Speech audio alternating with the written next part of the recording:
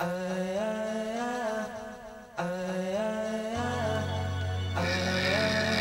Badaball.com, third video blog with Lynard Stewart of the Newcastle Eagles. Tell us, Lynard, it's been a tough week after the loss at the Rocks. What went wrong in that game? Well, we went up there. We played well. They obviously came out real hard. It was a tough game, like I said. When we played them the first time, a double overtime game. So we know they're one of the teams that we're gonna have to compete with.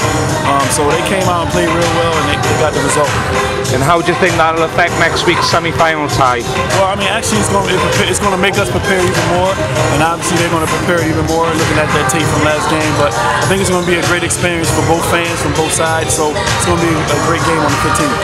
And one of the Eagles fans asked the question about what a typical week's like in practice for the Eagles player, and what type of things that you do during the practice games.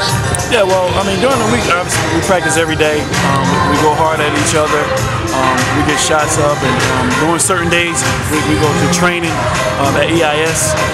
We do weightlifting and stuff like that, and getting conditioning, get shape like that. So it's always a tough week of practice before the game, for each game that we play. And another Eagles fan asked what you actually thought of the fans. The Eagles do take quite a few people on road trips. What you've made of the fans in comparison to the teams that you played for?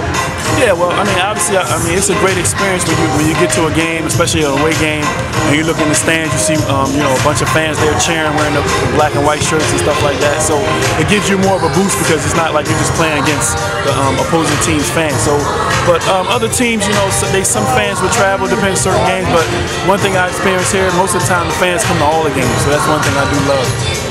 Just going back a little bit in time, how about we talk a little bit about your experiences in Sheffield, just in a little bit more depth. You've obviously already mentioned that you played under Coach Finch. How do you look back on your time at Sheffield now you've been back in the league for a little while? Yeah, I mean, I always look back at Sheffield. It was a great experience, especially I think they gave me my opportunity to start my BBL professional career off. Sheffield was nice. It was a nice city.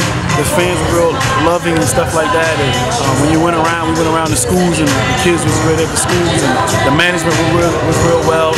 And one experience that I had, well, I played for Chris when I first came, and then when Chris left, I played for Pete rather. But it was a great experience because I played alongside of Pete, and then next you know he was my coach. So we had a good understanding. So it was a great 3 years that I had there. And looking back on that very first season when you came to the BBL, was it what you expected? Was it, just tell us what your thoughts were that first year when you pitched up? My first year, I mean, it was a lot of expectations. A lot of what was going on back then. A couple of the games was on TV. And I got other friends that play in Europe, and they always used to tell me, we always watch the British Basketball League over in Europe and stuff like that. So, and then when we also came, I think we made it to the finals of the finals of my first year. So that was a great experience. But the league was great. It was a bunch of great teams, and every team was very competitive and stuff like that. And every team had a nice core of fans. So I wish the first year would come back. And just talking about the BBL and the standards, how have you made kind of looked at Guildford Heat playing in Europe? A lot of people kind of criticise the BBL at the moment, but my personal opinion is at the top end, the likes of the Eagles and the Heat, are probably underestimated by a lot of people. Yeah, I mean, obviously, when people see the BBL and they go into Europe, for them never really being there consistently, people gonna always look down upon us. But I always said, it's the same players that we played against in school, players I played against when I was in college. It's no different. I think that they just have the support and the experience of being there. And once we get that established, the support and the experience of being in there every year, each and every year, the teams from the BBL do much better. And just finally, I think it's probably worth reflecting on Brian Dukes and the fact that he's flown home to Buffalo, and I guess all the guys, all the league, all the fans would be happy to hear that. Yeah, it was. Actually, I always asked about him every week from somebody from my office, and then they told me he finally flew on home.